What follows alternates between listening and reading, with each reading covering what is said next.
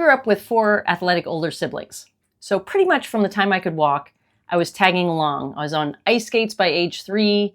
I was signing up for any sports that my brothers or my sister played. So I've had a lot of coaching and instruction in the last 50 plus years.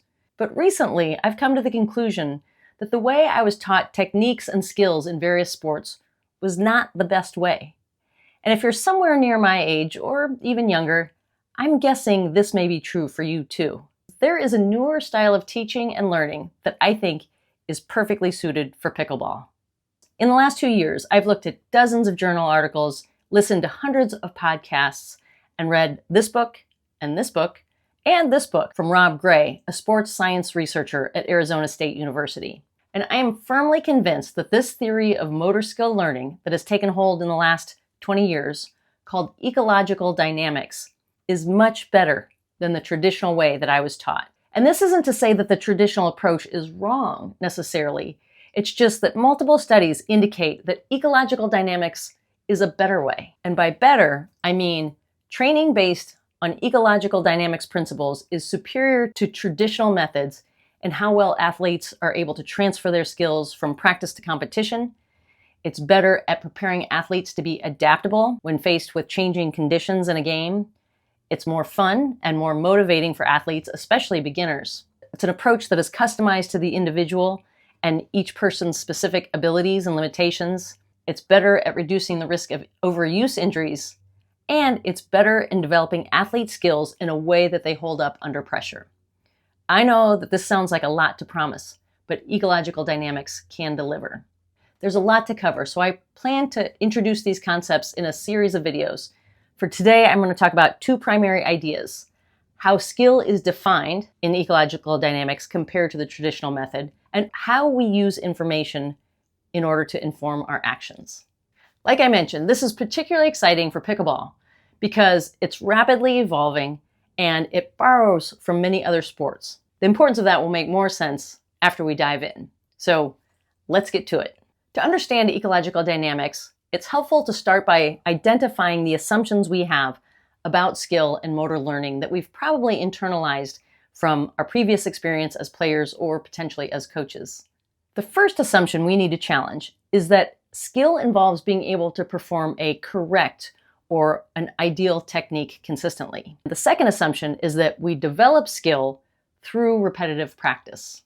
From this traditional perspective, skill is contained within the individual. How many times have we heard that we may have a muscle memory for a movement, right? Let's say you want to learn tennis and you show up for your first lesson and the instructor is going to teach you a forehand. The first thing that they'll do is put the racket in your hand and show you the proper grip, or at least what that instructor thinks is the proper grip, since there are multiple options. They may demonstrate how a perfect forehand should look, and then they will break it down into its component parts. And this is a key of the traditional approach, which is skill decomposition. For your tennis forehand, they'll tell you things like where to position your feet, how wide of a stance that you should have, how to take the racket back. Like I was taught to have a big loopy C-shaped backswing. They'll tell you how much shoulder and torso turn to have. And then as the racket comes forward, they'll tell you where you want to contact the ball, how you want to transfer your weight from your back foot to your front foot, how you want to follow through. I was taught to follow through pointed toward my target. Gradually, you'll put all of these steps together, and your coach may have you do this over and over as an air forehand. Then they might toss you a couple balls underhand as you try to hit it. If you're successful, they may back up a couple steps and toss you more balls, or maybe they'll go to the other side of the net and continue to toss them to you. If your stroke doesn't look quite right, the primary feedback that they're going to give you is error correction.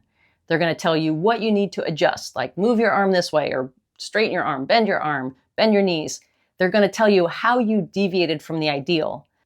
And once the lesson is over, your homework before your next lesson, or for the next few months or years, is going to be to hit that forehand over and over and over, probably using a ball machine, just trying to replicate the same form and the same movement. In the initial stages of learning, we have to think through our actions, so there's a lot of conscious processing. Gradually, the correct movement patterns are stored in our long-term memory, and we're able to do them automatically. And this is how we do things like brush our teeth or tie our shoes. So to sum up the traditional model, we learn the fundamentals first by breaking them down into smaller component parts, practicing them a million times, and then developing consistency and automaticity. The goal is to become automatic. So that great forehand is considered a motor program that's stored in our long-term memory that we can reproduce in any context.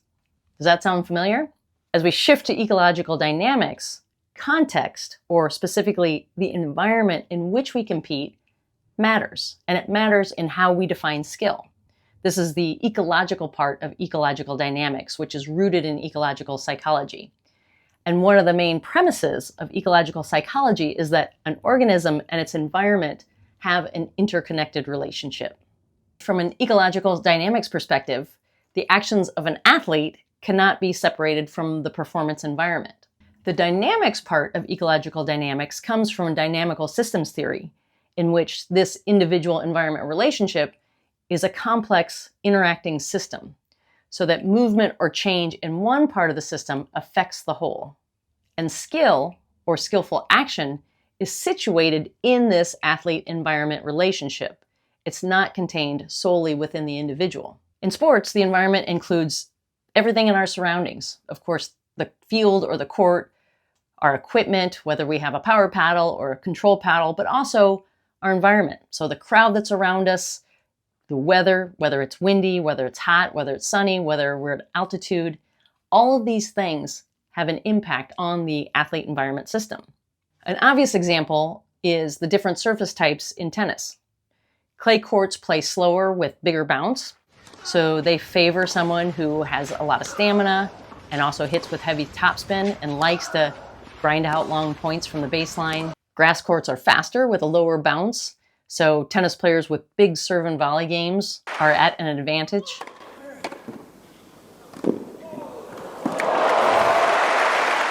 I've seen in a couple recent pickleball tournaments how heavy wind can affect how well someone can execute their preferred playing style. So someone who relies on slice and touch may struggle, whereas somebody who likes to drive is going to be in good shape driving into the wind, or if they can add some heavy topspin when they're with the wind. The fact that conditions affect performance is obvious, of course, but in ecological dynamics, what's different is that skill is defined as being adaptable in these constantly changing conditions. Ecological dynamics also takes into account the particular task that the athlete is trying to accomplish. The focus is on task outcome rather than technique. Let's look at a couple different examples of third shot drops, keeping in mind that the goal of a third shot drop is to help your team get to the non-volley zone. Here are Anna Bright and Anna Lee. Choose to do that at some point. Backhand dinks are just not something that Parentos, for whatever reason. And here are two from Riley Newman.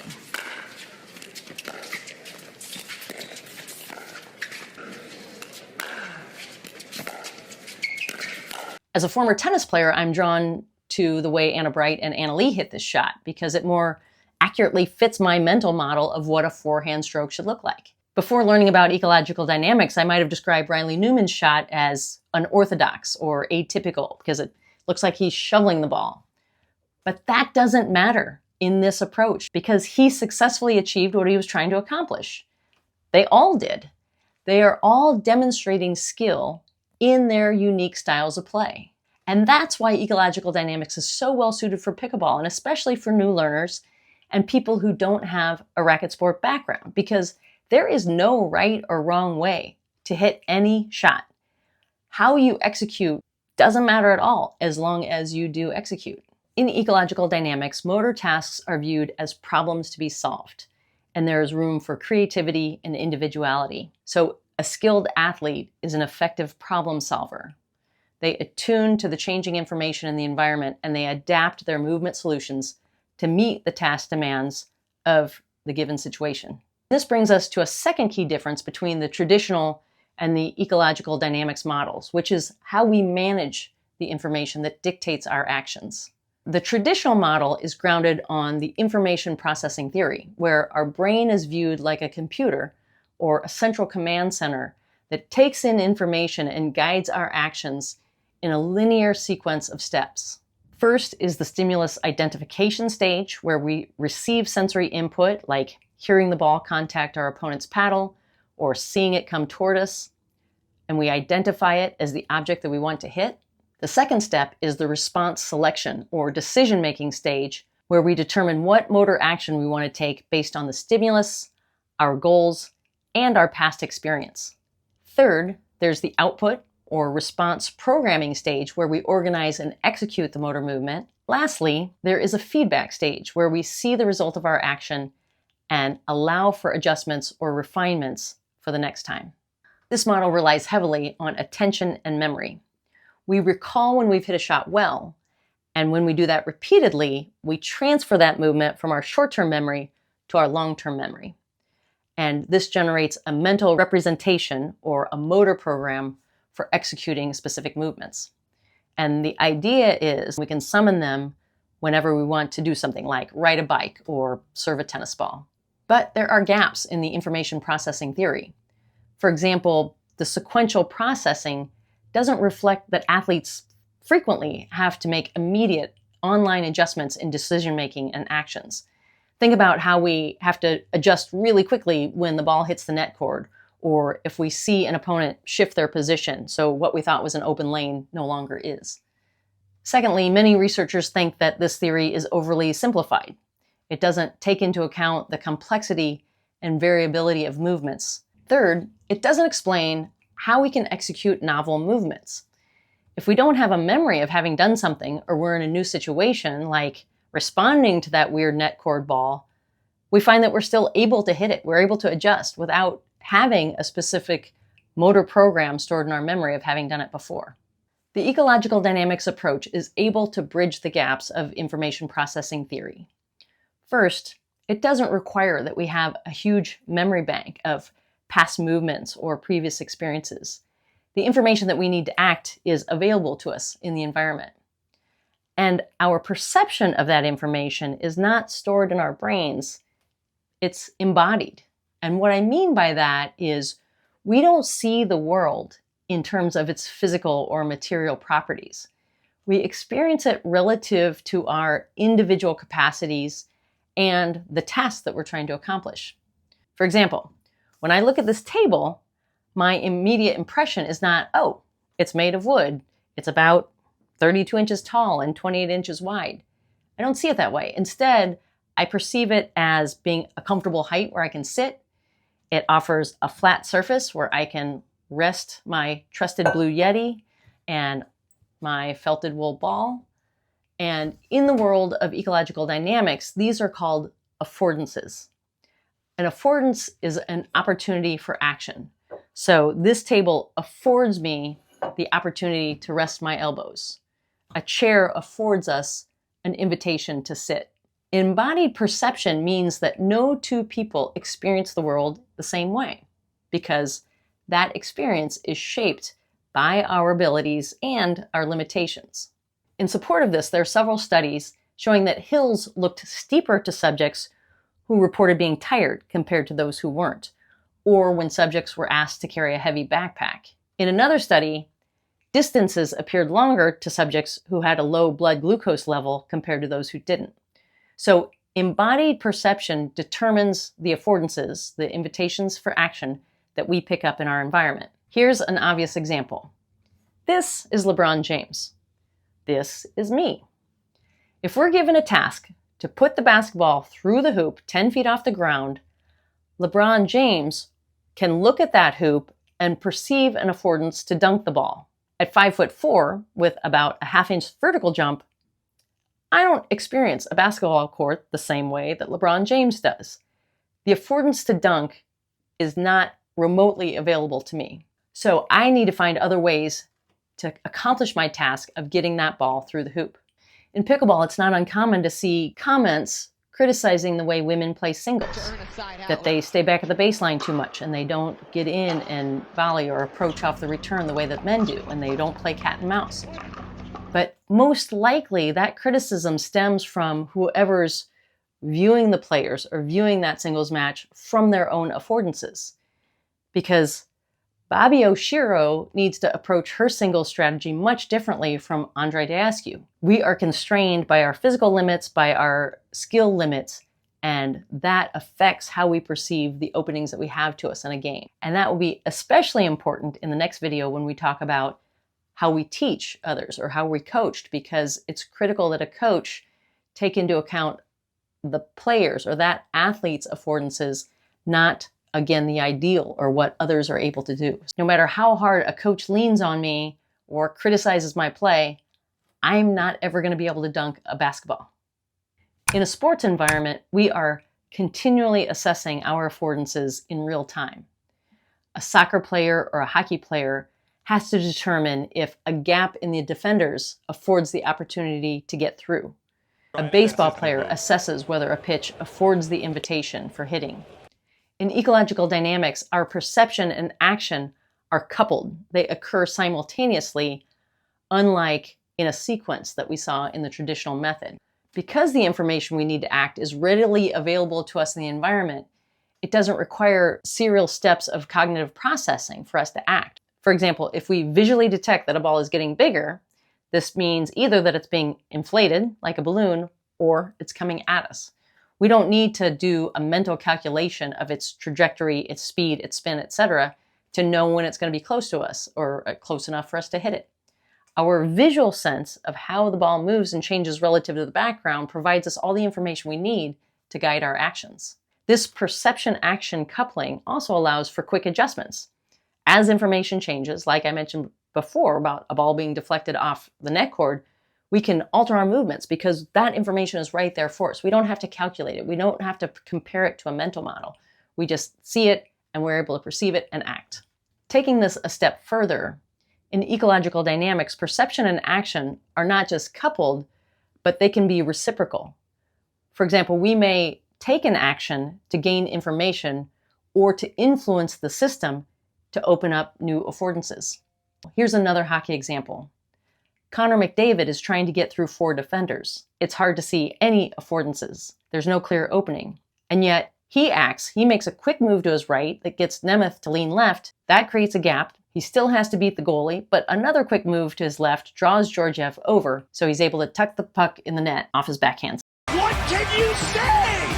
Connor McDavid's got to wait here. He wants to drive it right back into the zone. He looks up, he waits, and then he puts the Jets on. That is real-time dynamic problem solving. Here's another example where Donskoy's initial affordance is closed off, but his actions draw 2 defenders, leaving Eberle open in front of the net. Out in front, Jordan Eberle on the doorstep in game number 800. How's that for a story? A good individual move here from Donskoy. This is a great demonstration of the dynamical systems component of ecological dynamics, where there is a complex interplay among the athlete or athletes, the environment, and the moment-to-moment tasks, so that a shift in any one affects the whole. In pickleball, examples of acting to perceive or alter affordances may be in doubles. If a player is sitting middle and closing down our ability to dink cross-court, so we don't have the affordance to get that ball over to the cross-court player, we may hit behind them. It opens up the middle, creates a new affordance for where we can hit the next shot. Or if we're returning serve, we may fake that we're going to unwind the stack, and that creates an apparent affordance for our opponent. They think that the line is going to be open, but in fact, our partner hopefully is there to attack. So we've influenced the system by creating affordances or the perception of possible affordances. We have covered a lot. So let's sum up the key concepts of ecological dynamics. The athlete-environment relationship is a dynamic interacting system. Movement is a problem-solving endeavor where creativity and variability are encouraged. Perception and action are coupled and, at times, reciprocal. Affordances are invitations or opportunities for action that vary with the environment and individual constraints and action capacities. Skill, or skillful behavior, emerges as an athlete attunes to information and affordances in the environment and adapts their movement solutions to meet specific task demands. I will leave links to a ton of information in the description below, particularly to books and podcasts by Rob Gray. And if all of this seems confusing, it's not the fault of ecological dynamics theory. It's very, very likely that I have not done a good job of covering this topic. It does take some getting used to, but I am completely convinced. I'm still very much in learning mode, but if you have questions, please leave a comment below. I'll do the best that I can to answer it or find an answer.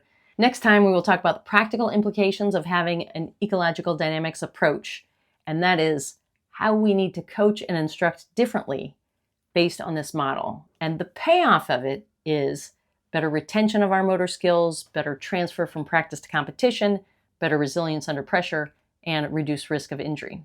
In the meantime, here's a homework assignment for you. Right now, look at your surroundings and start to notice how much you perceive things based on your own physical abilities or your physical constraints. Look at your world and see what affordances are available to you. Rob Gray's go-to example is cats. They perceive their environment as filled with objects and surfaces that invite them to lie down, like this table, that windowsill, this couch, particularly if it's an array of sunlight. So as you move around the world, check out what your opportunities for action are and circle back and leave me a comment. Thanks for watching. I'll see you soon.